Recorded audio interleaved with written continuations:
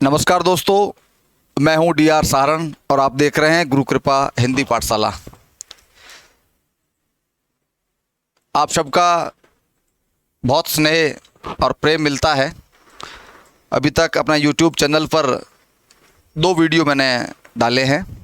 पहला तो चैनल का सामान्य परिचय था और दूसरे वीडियो में हम लोगों ने वर्णमाला की प्रारंभिक कुछ बातें थी वो हम लोगों ने की थी। कई लोग ऐसा कह रहे थे कि आवाज़ ठीक नहीं आ रही है, तो ये माइक की नज़दीकी की वजह से हो रहा था। आज हम लोग कोशिश करेंगे आप सबके साथ आवाज़ में सुधार करने का। आशा है कि ठीक हो जाएगा। चलिए, कई लोगों के कमेंट्स भी मैंने पढ़े। कई बड़े जागरूक विद्यार्थी हैं जिन्होंने कुछ सवाल भी किए। मैंने कोशिश की उनका सवालों का जवाब देने की। सबका हो सका नहीं दे सका। मैं एक चीज़ और बता देता हूँ कि मैं जो कुछ कहता हूँ, जो कुछ लिखता हूँ, जो बताता हूँ, आप लोग उसकी तारीफ़ करें ये आवश्यक नहीं है। आप उसका विश्लेषण करिए। आप लोग सब पढ़े लिखे और विद्वान लोग हैं, इसलिए ज़रूरी नहीं कि आप हाँ में हाँ मिलाएं। अगर आपको कहीं कोई आपत्ति लगती है तो बेशक आप अपनी बात को रखें। हम लोग उसको बिल्कुल ससम्मान स्वीकार करेंगे। जो आदमी गलतियों को स्वीकार करता है वही तो कुछ सीखता है। इसलिए आप सबकी जो प्रतिक्रियाएं हैं और आप सबका जो स्नेह मिला, आप सबके लिए मैं बहुत आभारी हूं।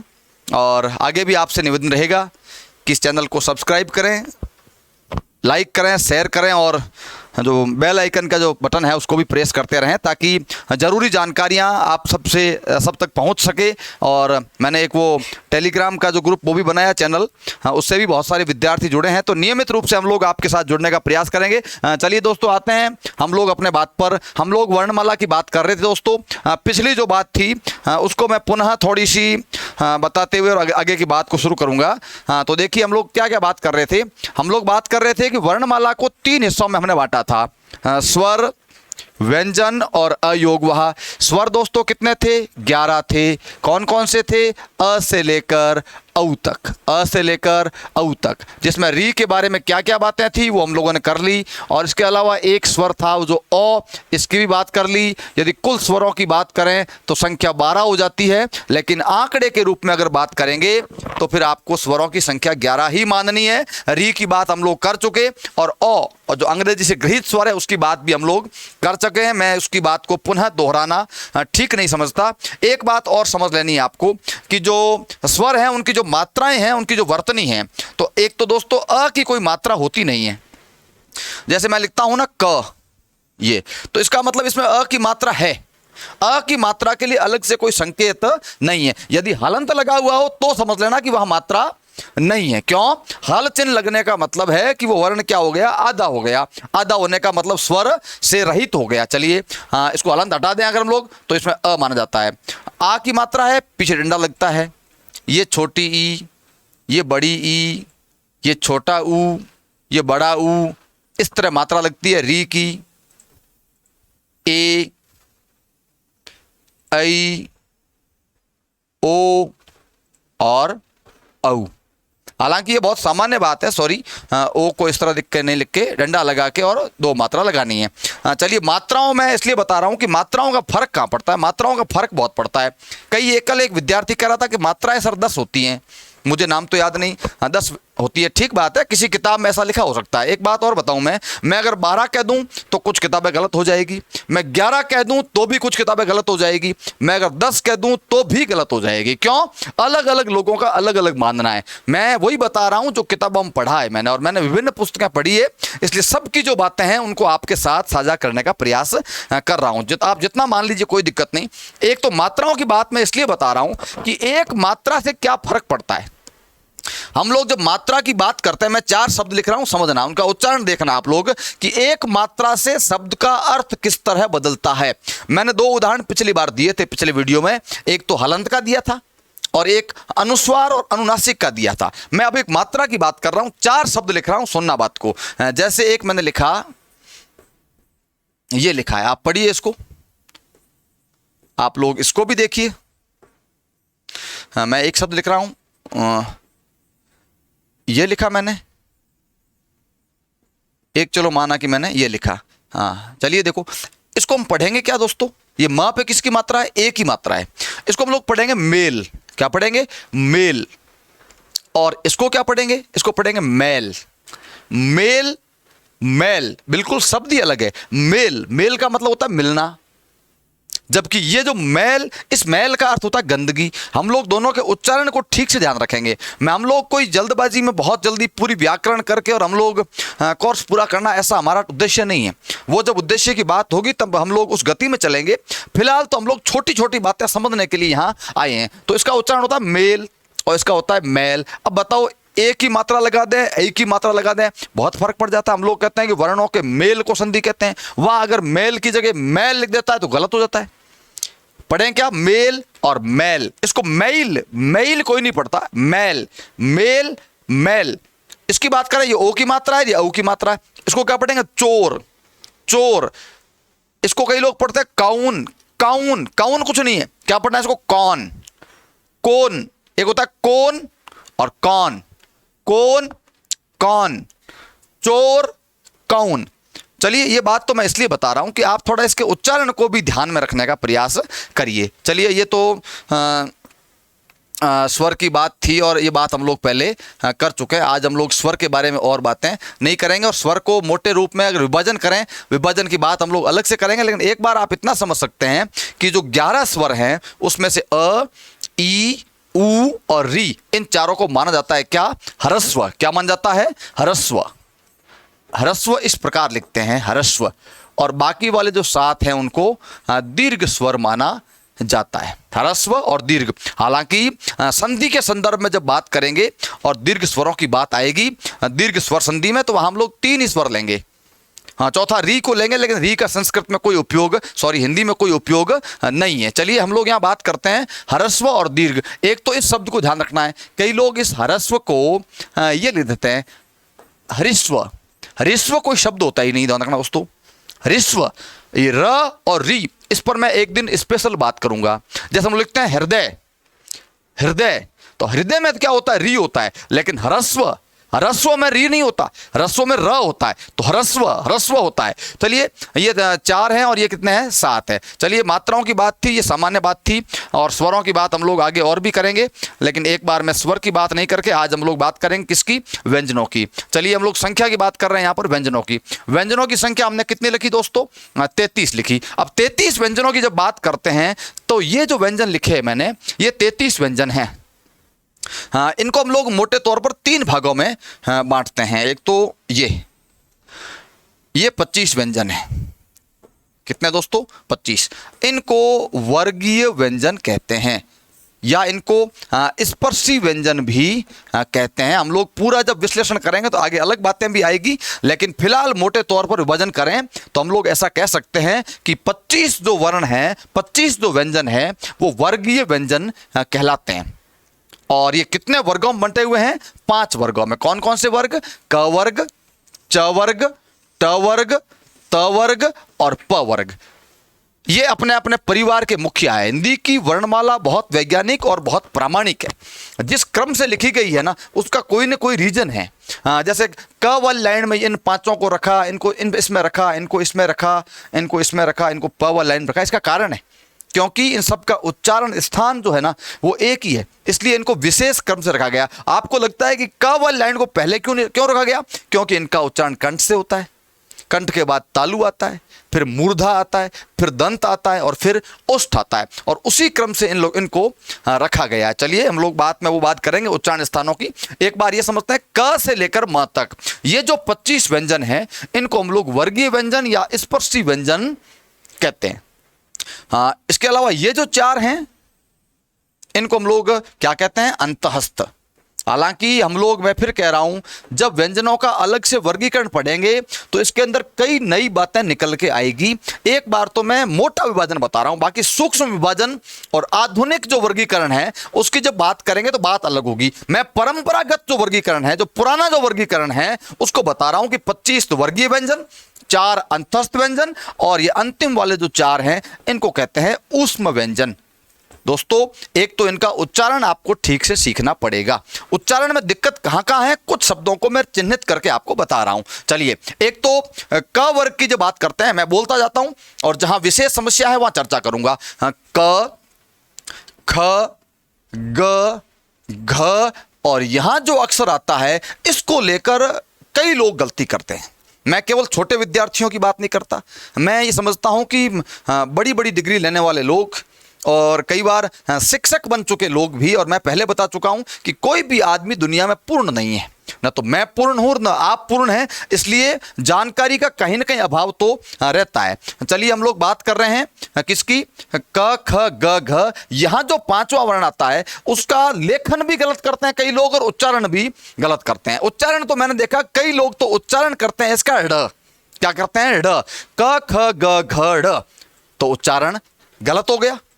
और लेखन की जब बात करते हैं तो कई लोग इसको इस रूप में भी लिखते हैं क ख ग घ ढ। तो मैं यहां उच्चारण की भी बात करूंगा और मैं लेखन की बात करूंगा। तो आप लोगों को गांठ बांधनी है अगर आप कंपटीशन की तैयारी कर रहे हैं, चाहे आप लोग भले ज्ञान के लिए सीख रहे हैं, नौकरी की आपको आवश्यकता नहीं है, या आप नौकरी लग भी चुके हैं, कोई फर्क नहीं पड़ता, हमारे ज्ञान का शोधन होना जरूरी है। तो क ख ग घ और पांचवी ध्वनि का जो उच्चारण कर रहा हूं उसको ध्यान से सुनना, उसका उच्चारण होता है न, न। ठेठ यहां से बोलेंगे हम लोग न, और नासिका का प्रयोग भी साथ में होगा, क ख ग घ, नाक का प्रयोग नहीं होता, लेकिन न इसको जब बोलेंगे तो नासिका का प्रयोग भी साथ में होता है और ठेठ कंठ से नीचे से बोला जाता है, इसका उच्चारण होता है न। अगर आपको अलग से समझ में नहीं आ रहा है तो मैं एक शब्द लिखता हूं, इसका स्वतंत्र उच्चारण जरा कठिन है, मैं एक शब्द लिख रहा हूं उसको ध्यान से देखिएगा। मान लीजिए मैंने ये लिखा, इस शब्द को पढ़ो आप लोग। क्या पढ़ेंगे दोस्तों, इसको हम पढ़ेंगे अंक। क्या पढ़ेंगे, अंक। अब इसको जब आप पढ़ते हो ना तो आप थोड़ा सूक्ष्मता से ये देखिए कि आप लोग अ और क के बीच में, अ और क के बीच में आप लोग किसका उच्चारण कर रहे हैं, अंक। अब इस बात को आपको समझना है कि अ और क के बीच जिस वर्ण का उच्चारण हो रहा है वो जो वर्ण है वो क वर्ग का पांचवा वर्ण है, और उस पांचवें वर्ण को इस प्रकार नहीं लिखा जाता, उस पांचवें वर्ण को दोस्तों इस प्रकार लिखा जाता है। मैं एक बिंदु की स्पेशल बात करूंगा दोस्तों। बिंदु जो होता है ना, बिंदु ये चार तरह से लगता है दोस्तों, मैं बता रहा हूं आपको। जैसे यहां कोई हम लोग शब्द लिखते हैं, देखो ये शब्द नहीं सॉरी वर्ण लिखते हैं, मान लीजिए वर्ण में चार जगह बिंदु लगता है, चार जगह बिंदु लगता है। चार जगह कहां कहां लगता है, एक तो बिंदु यहां ऊपर लगता है दोस्तों, किसी वर्ण के ऊपर बिंदु लग सकता है। एक बिंदु कहां लगता है, इसके पीछे लगता है। एक बिंदु जो होता है इसके नीचे लगता है, और एक बिंदु जो होता है वो इस तरफ यहां लगता है। इस आकृति को ध्यान में रखना, कोई भी वर्ण है उसमें बिंदु जो होता है वो चार जगह लग सकता है, एक तो ऊपर, एक पीछे, एक नीचे और एक थोड़ा आगे की तरफ। यहां बिल्कुल सेंटर में नहीं है, यहां पर थोड़ा सा नीचे की तरफ। दोस्तों क्या कहते हैं इसको, जो ऊपर जो बिंदु लगता है उसको तो हम लोग कहते हैं अनुस्वार। हालांकि अनुस्वार की पूरी लंबी चौड़ी वार्ता है, बाद में करूंगा, एक बार आप नाम से परिचित हो जाइए कि ये क्या है, अनुस्वार है। एक बिंदु पीछे लगता है, एक बिंदु नीचे लगता है, इसकी बात हम लोग अभी करने वाले हैं। और एक ये बिंदु है, इसको हम लोग कहते हैं नुक्ता। क्या कहते हैं दोस्तों, नुक्ता। और नुक्ता की बात भी हम लोग करेंगे। नुक्ता की बात कहां होगी, जब अरबी और फारसी के व्यंजनों की या उसके वर्णों की जब हम लोग बात करेंगे वहां पर हम नुक्ता की बात करेंगे। तो आप लोग इतनी बात समझ लीजिए कि यहां हम जो बात कर रहे हैं, यहां बिंदु कहां लग रहा है दोस्तों, पीछे। तो दो बातें याद रखनी है, क वर्ग का जो पांचवा वर्ण है, पहली बात तो उसमें बिंदु कहां लगाना है, पीछे, भूल कर भी कभी नीचे बिंदु नहीं लगाना। और दूसरी बात, उसका जब आप उच्चारण करते हैं तो उच्चारण ड़ नहीं करना, क्या उच्चारण करना है, ङ, क ख घ घ ङ। बात क्लियर हुई कि नहीं हुई? मैं ये नहीं कह रहा हूं कि आप लोग नहीं जानते इस बात को, आप में से मुझे लगता है लगभग सब लोग इस बात को जानते हैं, फिर भी कोई ऐसा हो सकता है जिसकी जानकारी में बात नहीं हो, तो वो अपनी जानकारी को दुरुस्त कर ले। चलिए अगली बात पे आते हैं। च, छ, ज, झ और य। च, छ, एक इन दोनों का उच्चारण देखना भैया, इसका उच्चारण तो है च, च, हालांकि सारे तालव्य वर्ण है, च, और इसको पढ़ेंगे हम लोग छ, च, छ, चम्मच, च, चम्मच। और एक पढ़ते हैं छ, छतरी, चम्मच, छतरी, च, छ, ठीक है। ज, झ, य, ठीक है, ये तो हो गया, इसमें कोई दिक्कत नहीं है। ट, ठ, ड, ये बिंदु नहीं है भैया, ये भूल से लग गया, या बिंदु कुछ नहीं है। ट, ठ, ड, ढ, ण। चलिए हाँ, त, थ, द, ध, न, प, फ, ब, भ और म। ये जो 25 है वो वर्गीय व्यंजन कहलाते हैं। इनके बाकी के उच्चारण में कोई दिक्कत नहीं है। एक तो ये जो 3 वर्ण है ना, ये इनसे कोई शब्द शुरू नहीं होता दोस्तों। क्या ये है ना, ng, य और न, इनका शब्दों में इस्तेमाल तो होता है लेकिन इनसे किसी शब्द की शुरुआत नहीं होती। इसलिए आप कई बार देखते हैं कि छोटे बच्चे जब कबूतर, खरगोश जब बोलते हैं और इन पर जब आते हैं ना, तो वहां कई बार बच्चों को आपने बोलते सुना होगा, बच्चे कहते हैं ng खाली, य खाली, न खाली। खाली का मतलब है कि इनसे किसी शब्द की शुरुआत नहीं होती। बाकी शब्द जो है उनसे शब्दों का निर्माण होता है, शब्दों की शुरुआत होती है। चलिए 25 की बात हो गई। अब हम लोग यहाँ आते हैं। इसका तो उच्चारण में कोई दिक्कत नहीं है। य, र, ल और व। य, र, ल, व, इनको क्या कहते हैं हम लोग, अंतस्थ। मैं अंतस्थ क्या है, मैं वर्गीय क्या है, स्पर्शी क्या है, ऊष्म क्या है, सब की बातें करूंगा मैं आपको। लेकिन मोटे तौर पे आप समझ लें कि स्पर्शी और वर्गीय व्यंजन जो है ना, उसमें जीभ जो होती है ना हमारी, वो कहीं ना कहीं, या जो मुख के अंदर जो अवयव है ना, वो कहीं ना कहीं स्पष्ट रूप से स्पर्श करते हैं। जैसे आप लोग बोलते हैं प, आप प बोल के देखिए, प क्या होता है दोस्तों, ये दोनों होंठ जो है ना आपके, वो आपस में चिपकते हैं। आप लाख कोशिश कर लें लेकिन होठ को चिपकाए बिना प का उच्चारण नहीं हो सकता। आप बोलते हैं च, जीभ तालू से चिपकेगी, जीभ तालू से नहीं चिपकेगी तो च का उच्चारण नहीं होगा। होठ नहीं चिपकेंगे, प का उच्चारण नहीं होगा, फ का नहीं होगा, ब, भ, म, किसी का उच्चारण हो ही नहीं सकता। किसी आदमी का होठ कटा है, होठ फटा है, होठ की स्थिति सही नहीं है, इसका मतलब यह है कि वो प का उच्चारण ठीक से नहीं कर पाएगा दोस्तों। प्रश्न परीक्षा में कई बार ये भी पूछते हैं, किसी का मान लीजिए होठ कटा है तो उसको कौन से वर्ण के उच्चारण में दिक्कत आएगी। तो एक तो प वर्ग के उच्चारण में दिक्कत आएगी क्योंकि वहां दोनों होठों का मिलना जरूरी है। होठ पूरी तरह नहीं मिलेंगे, हवा पूरी तरह पैक नहीं होगी, तब तक उससे मिलता जुलता उच्चारण हो सकता है लेकिन वो उच्चारण होना बहुत कठिन होता है। चलिए एक इन चारों को देखिए। अंतस्थ, अंतस्थ का मतलब होता है अंदर ही अंदर, इसमें पूरी तरह कहीं स्पर्श नहीं होता। हवा जो होती है ना वो कहीं ना कहीं अंदर ही, मुंह के अंदर रह जाती है, ज्यादा बाहर नहीं।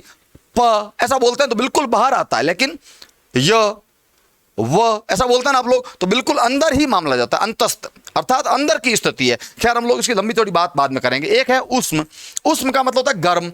ऐसे वर्ण जिसका उच्चारण करते समय मुख से गर्म हवा बाहर निकलती है, गर्म हवा बाहर निकलती है। इनका उच्चारण जरा कठिन है, इसमें तो कोई दिक्कत नहीं है, ये तो ह है, ह। लेकिन इन तीनों को देखना, ये तीनों जो है ना वो अलग अलग है। ये स जो है ना ये तालव्य स है, तालु। ये जो है ना ये मूर्धन्य स है और ये दंत्य स है। एक तो इनका उच्चारण स्थान याद रखना है, तालव्य, मूर्धन्य और दंत्य। लेकिन इन तीनों के उच्चारण में इतना सूक्ष्म अंतर है कि कोई भी सामान्य आदमी इनके उच्चारण में भेद नहीं कर सकता और ये दिक्कत कहीं ना कहीं मुझे भी है। फिर भी मैं आपको इसका उच्चारण करके प्रयास करवाता हूं। हम लोग जनरली बोलते हैं कि स लिखना है तो हम कहते हैं कि स कौन सा लिखना है। हम लोगों ने इसका नाम ये डाल रखा है कि स शंकर वाला लिखना है, स छटकोण वाला लिखना है या स सड़क वाला लिखना है। मैं 3 शब्द लिख रहा हूं दोस्तों, ये बहुत फेमस शब्द हैं, शंकर, छटकोण और सड़क। मेरी बात सुनना, आप तीनों में ज्यादा अंतर नहीं है फिर भी देखना आप लोग। इसको जब बोलते हैं ना आप लोग ऐसा बोलेंगे शंकर, शंकर। मैं जो बोल रहा हूं उसको सुनने का प्रयास करिएगा, शंकर, शंकर, ठीक है। इसको बोलेंगे षटकोण, षटकोण। छ इसको थोड़ा सा इससे मिलता जुलता है, इससे पता है क्यों मिलता है, हालांकि ये तो तालव्य यार, ये मूर्धन्य है, फिर भी अगर इसकी बात करें ट, आप ट बोलते हैं ड, ड, इस तरह इसका उच्चारण होता है, षटकोण, षटकोण। एक होता है शंकर, शंकर, षटकोण, और ये बिल्कुल इजी हो जाता है सड़क, सड़क। इसमें कहीं जोर करने की आवश्यकता नहीं है, सड़क, सड़क। हालांकि मैं फिर कह रहा हूं कि ये स जो है स, मैंने कह दिया कि ये स जो है ना वो दंत्य है, नहीं है। इस मामले में भी एक पैंच फंसा हुआ है, उसकी बात हम लोग आगे करेंगे। चलिए शंकर, षटकोण और सड़क। इस स के उच्चारण में कोई दिक्कत नहीं है, सड़क, सलवार, कोई समस्या नहीं। फिर भी इनका उच्चारण का अंतर आपको करने का प्रयास करना चाहिए जितना हम लोग कर सकते हैं। चलो ये तो हुई कितने व्यंजनों की बात दोस्तों, 33 व्यंजनों की बात, 25, 4 29 और 4 33, 33 व्यंजनों की बात पूरी हो गई, 11 स्वरों की बात हो गई, 44 का आंकड़ा पूरा हो गया। लेकिन यहां जो मैंने अयोगवा लिखा, अयोगवा की बात मैंने पहले कर ली थी। इसमें दो आते हैं, एक तो अनुस्वार और एक कौन आता है, विसर्ग। विसर्ग की बात तो पूरी हो गई। मैंने कहा जैसे हम लिखते हैं कि दुख, दुख, ये संस्कृत के कुछ तत्सम शब्द हैं जिनमें इनका विसर्ग का प्रयोग होता है। इसका प्रयोग भी आजकल बहुत कम होता है। हम लोग कहते हैं मनः स्थिति, मनः स्थिति वहां होता है। ऐसे कुछ शब्द और भी हैं। और अनुस्वार की बात है, ये बहुत लंबी चौड़ी बात है। इसकी बात हम लोग अगले वीडियो में अलग से करेंगे दोस्तों, अगले वीडियो में करेंगे, कल वाले वीडियो में करेंगे। चलिए, इसके अलावा एक गृहीत स्वर, इसकी बात हम लोग कर चुके कल। गृहीत स्वर कौन सा है दोस्तों, ओ, ओ नहीं है, अ। क्या है ये, अ, अ। डॉक्टर, कॉलेज, हॉस्पिटल, इन सब के अंदर जो हम लोग, और इसका चिन्ह कैसा है, ये चंद्र लगाते हैं। चंद्र, एक चंद्र है ये, और एक चंद्र बिंदु है, ये अलग बात है। इसकी बात नहीं कर रहा हूं मैं चंद्र की बात कर रहा हूं। चंद्र, ये आधा चंद्र लगता है इसमें, इसको पढ़ते हैं हम लोग अ, और ये अंग्रेजी से लिया गया और एकमात्र गृहीत स्वर है। चलिए, इसकी बात, गृहीत स्वर की बात हो गई, अयोगवा की बात हो गई, 33 व्यंजनों की बात हो गई, 11 स्वरों की बात हो गई। अब हिंदी के दो नए व्यंजन, ये बहुत महत्वपूर्ण बात है दोस्तों। हिंदी के दो नए व्यंजन, ये कहीं से आए नहीं, ये हिंदी ने खुद अपने अंदर निर्मित किए हैं, हमारे यहीं बने हैं। और कौन से बने हैं, इन दोनों की मैं विशेष बात करना चाहूंगा, आपका ध्यान आकर्षित करना चाहूंगा दोस्तों। ये दोनों, मैं जो पहले जो बात कर रहा था, या बिंदु है, हाँ, मैं पहले जो बात कर रहा था, मैंने कहा क ख ग घ, कई बार यहां लोग पांचवा वर्ण ये पढ़ लेते हैं, तो वो यहां पर नहीं है, वहां पर वो है, इसका उच्चारण ङ है। चलिए, तो ड़ होता कहां है, ड़ होता तो है, होता कैसे नहीं है। हम लोग कोई शब्द लिखते हैं, मान लीजिए जैसे लड़का, हमने लिखा लड़ाई, लड़ाई, तो लड़का, लड़ाई, बताओ ड़ आ रहा है कि नहीं आ रहा है, आ रहा है। तो ड़ आया कहां से, इन 33 व्यंजनों में तो ड़ कहीं है ही नहीं, 33 व्यंजनों में नहीं है, ध्यान रखना। लेकिन वर्णमाला में तो 33 व्यंजनों में भले ही ना हो, लेकिन हिंदी भाषा में तो इसका प्रयोग होता है। तो ये कहा है, ये हिंदी के दो नए व्यंजन हैं जो हिंदी के अंदर बने हुए। तो बाकी वाले कहां से आए हुए, ये 33, ये तो संस्कृत में से आए। इनको हम लोग तत्सम वर्ण कहते हैं। क्या कहते हैं इनको हम लोग, तत्सम वर्ण कहते हैं, जो संस्कृत से आए। संस्कृत से हिंदी बनी तो वहां से वर्ण आ गए, लेकिन ड़ और ढ जो है ना, इनका प्रयोग संस्कृत में नहीं होता। इनको हिंदी ने खुद अपने अंदर जाके गढ़ा है, अपने स्तर पे बनाया है। अब इनका हम लोग सेट क्या करें। पहली बात तो मैं एक चीज बता रहा हूं कि ये जो दोनों वर्ण है ना, ये ट वर्ग में आते हैं। किस में आते हैं, ट वर्ग में। क्यों, उच्चारण स्थान की दृष्टि से इनका उच्चारण स्थान जो है वो ट वर्ग के साथ बैठता है और मूर्धन्य में बैठता है। इसलिए इस ड के बाद में यहां हम लोग ड़ लिखते हैं, और ढ के बाद यहां क्या लिखते हैं, ये बिंदु वाला लिखते हैं। देखिए दोस्तों, इसका मतलब ट वर्ग में अगर हम लोग वर्णों की बात करें तो 7 हो जाते हैं कई बार, ट, ठ, ड, ड़, ढ, ढ और ऋण। इन दोनों के उच्चारण की बात समझना। इसका उच्चारण तो है ड, ध्यान रखना। इस ड में फर्क क्या है, देखो, एक तो है ड, ये तो ट वर्ग का ड है, एक ये नीचे बिंदु वाला है, ये है ड, और एक ये पीछे बिंदु वाला है, ये क्या है, ङ। ये तो कौन से वर्ग में आता है दोस्तों, क वर्ग में आता है। ये दोनों किस में आते हैं, ट वर्ग में आते हैं। ट वर्ग में मूलतः तो यही आता है, क्योंकि वर्ग में 5 ही होते हैं और पांचों में ये शामिल नहीं है। लेकिन ये नया वर्ण है और इसको क्या पढ़ते हैं दोस्तों, ड़ पढ़ते हैं। इसलिए ड़ ऐसा आप जब पढ़ते हैं तो बिंदु नीचे लगाना है, और जब आप ङ ऐसा पढ़ते हैं तो बिंदु कहां लगाना है, पीछे लगाना है। और पीछे बिंदु वाला आता है क वर्ग में, और ये किस में आता है, ट वर्ग में। अब इनमें एक बड़ा अंतर है। बड़ा अंतर ये है कि इन दोनों का मैं कुछ उदाहरण दे दूं आपको। चलो, मैं इनको थोड़ा मिटा रहा हूं यहाँ। मैं कुछ उदाहरणों की और बात यहाँ करना चाहूँगा। ज़्यादा लंबी चौड़ी बात नहीं करेंगे आज, हम पूरी बात नहीं हो सकती, आगे भी करेंगे हम लोग, लेकिन एक बार छोटी सी बात समझना। जैसे मैंने उदाहरण लिखे उधर, लड़ाई, सॉरी, लड़ाई, लड़ाई, ये लिखेंगे। यदि इसको हम लोग ऐसा लिखें, जैसे मान लीजिए हमने बिंदु पीछे लगा दिया, ये तो लड़ाई है ही नहीं, ये गलत है, ये सही है। ये तो ङ हो गया, लंगाई। ये इसको क्या पढ़ेंगे बताओ, इसको तो पढ़ेंगे लड़ाई, इसको पढ़ेंगे लंगाई। अब लंगाई नहीं होता, लड़ाई होता है। इसलिए इसकी वर्तनी सही है, इसकी वर्तनी गलत है। इसलिए मैं कह रहा हूं कि इस बिंदु का ध्यान रखिए कि बिंदु पीछे कब लगाना है और बिंदु नीचे कब लगाना है, क्योंकि दोनों अलग अलग वर्ण हैं, दोनों का लेखन अलग है, दोनों का उच्चारण भी अलग है, और अलग अलग शब्दों में इसका अलग अलग तरह से प्रयोग होता है। बात समझ रहे हैं मेरी को? मैं एक उदाहरण और देता हूँ, चलो। कि जैसे मैंने लिखा लंका, लंका क्या पढ़ते हैं इसको? लंका। इसको हम लोग इस प्रकार भी लिख सकते हैं। ये अनुस्वार जो है ना, हाँ, ये अनुस्वार का प्रयोग हम लोग कैसे करते हैं उसकी पूरी बात मैं नहीं करूंगा, लेकिन एक बार ही समझते हैं कि जो पंचम वर्ण है ना, पांचों, ये इन पांचों की जगह है, यदि ये स्वर रहित तो हो तो इनकी जगह अनुस्वार का प्रयोग हो सकता है। तो इसको हम लोग ये पीछे बिंदु लगा के ये अगर लिख दें हम लोग तो क्या हो जाता है? लंका हो जाता है। मैं एक शब्द और लिख रहा हूं, हाँ, जैसे दीना, ये पीछे बिंदु लगा दिया, हलंत लगा दिया, क। बताओ इसको क्या पढ़ेंगे दोस्तों? दिनांक। इस दिनांक को हम लोग हालांकि इस प्रकार लिखते हैं व्यवहारिक रूप में, प्रतिदिन, दिनांक, लेकिन इस दिनांक को इस प्रकार भी लिखा जा सकता है। तो ये उच्चारण है ना, किसका हो रहा है? न का। ठीक बात है, इसकी पूरी बात आगे करेंगे। और अब इसकी बात करते हैं एक ढ और ढ, ये दोनों अलग अलग शब्द है। देखना भैया, मैं 2-3 शब्द लिख रहा हूं, इसको देखना। एक तो इसको पढ़ो, हाँ, एक इसको पढ़ो आप लोग, एक और लिख देता हूं, इसको पढ़िए आप लोग। मैं अंतर समझा रहा हूं दोस्तों इन दोनों में। कौन से में? एक तो ये ढ, एक तो ङ, ड और ड़, इन दोनों का अंतर समझ लेना। और दूसरा इन दोनों का अंतर आप समझ लेना। किसका? एक तो बिंदु वाला और एक बिना बिंदु वाला। हम लोग क्या करते हैं मालूम है? हम लोग बिंदु अपनी मर्जी से चलते हैं, मन हुआ तो लगाते हैं और मन हुआ नहीं हुआ तो नहीं लगाते हैं। तो ये नहीं चलेगा दोस्तों। कहाँ लगाना है कहाँ नहीं लगाना, ये आज से तय करिए आप लोग दिमाग में। आज तक नहीं किया किसी ने तो कर लीजिए। होता क्या है देखो, एक है ये ढ, बिंदु नहीं है, एक है ये बिंदु है जिसमें, अब उच्चारण देखिए आप लोग पहले तो, इसका उच्चारण है ढ, ये मूर्धन्य पूरी तरह जोर देके बोलना है ढ, और ये क्या है? ढ, ढ, ढ। दोस्तों ध्यान से सुनना, ढ और ढ, ढीला बोलते हैं इसको, इनको उच्चारण करो आप लोग। देखो इसको क्या पढ़ते हैं हम लोग? इसको पढ़ते हैं ढोलक, ढोलक, इसको ढक्कन, ढोलक, ढक्कन। और इसको क्या पढ़ते हैं दोस्तों? पढ़ाई।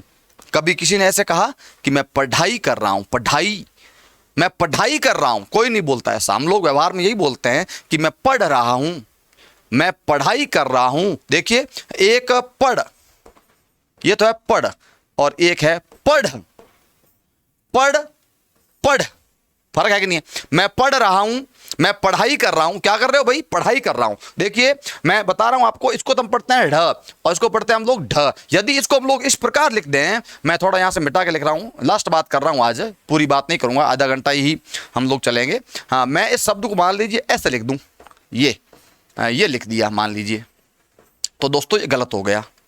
मैं अगर इसको ये ऐसे लिख दूं मान लीजिए पढ़ाई को, तो दोस्तों ये गलत हो गया। ध्यान देना, ढोलक लिखते हो वहां अगर बिंदु लग गया तो गलत हो जाएगा, और पढ़ाई लिखते हो और वहां अगर बिंदु नहीं लगाया तो गलत हो जाएगा। ढोलक, पढ़ाई, पहली बात तो दोनों के उच्चारण में फर्क है। दूसरी बात यह है दोस्तों कि जब ये वर्ण है ना वो किसी शब्द के शुरुआत में आ जाए, कहां आ जाए? शुरुआत में, तब आपको बिंदु नहीं लगाना। ढोलक, ढक्कन, ऐसे कई शब्द हो सकते हैं। जब ढ शुरुआत में आ रहा है वहां आपको बिंदु नहीं लगाना, लेकिन यही वर्ण अगर शब्द के बीच में या लास्ट में कहीं आता है तो आपको बिंदु लगाना है, और उसका उच्चारण आपको ढ नहीं करके ढ करना है। हालांकि ये इसमें भी एक दिक्कत है कि कई शब्द ऐसे होते हैं, जैसे एक शब्द है गड्ढा, गड्ढा, एक होता है, इसको हम लोग कहते हैं खड्डा, खड्डा कहते हैं या चाहे गड्ढा कहते हैं, वो बात एक ही है। अब यहां ये ढ बाद में आया, लेकिन यहां बिंदु नहीं लगेगा दोस्तों। जब दो वर्ण लगातार आ जाए ना, एक आधा आ जाए स्वर रहित, ऐसी स्थिति कहां याद है? द्वित्व वाली स्थिति, तो वहां हम लोग नहीं लगाते हैं। खैर ऐसे कोई उदाहरण है, लेकिन मोटा मोटी बात यह है कि शुरुआत में आए तो बिंदु लगाना, और बीच में कहीं आए तो बिंदु नहीं लगाना, और जिसमें बिंदु नहीं है उसको पढ़ेंगे ढ, और जहां बिंदु है उसको पढ़ेंगे ढ। आज की क्लास को हम लोग यहीं खत्म करेंगे। लेकिन इसके अलावा क्या बच गया दोस्तों? तो क्या पढ़ लिया? 11 स्वर हो गए, 33 व्यंजन हो गए, इसके अलावा अनुस्वार और विसर्ग जो अयोगवा में थे उनकी बात पूरी हो गई, और जो ग्रहित स्वर था उसकी बात हो गई। हिंदी के जो दो नए व्यंजन हैं ढ और ढ, इनकी बात हो गई। इनके उच्चारण और लेखन को लेकर जो बारीकियां हैं, कुछ छोटी छोटी बातें थी, वो बातें हो गई। इसके अलावा बहुत सारी बातें, कुछ शब्द मैंने यहाँ लिख रखे हैं, उनकी चर्चा हम लोग नहीं कर पाए, वो कल करेंगे। इसके अलावा भी बहुत सारी बातें हैं। संयुक्ताक्षर की बात है, देखिए इन शब्दों की बात है, संयुक्ताक्षरों की बात है और अनुस्वार और विसर्ग की बात है। अभी तक हम लोग एक कक्षा और लेंगे, तब हमारा वर्णमाला का सामान्य परिचय पूरा होगा और तब मैं बताऊंगा आपको कि हिंदी वर्णमाला में वर्णों की कुल संख्या कितनी है। चलिए दोस्तों, आज की वार्ता को मैं यहीं खत्म करूंगा। आप लोग मेरे साथ बने रहिए।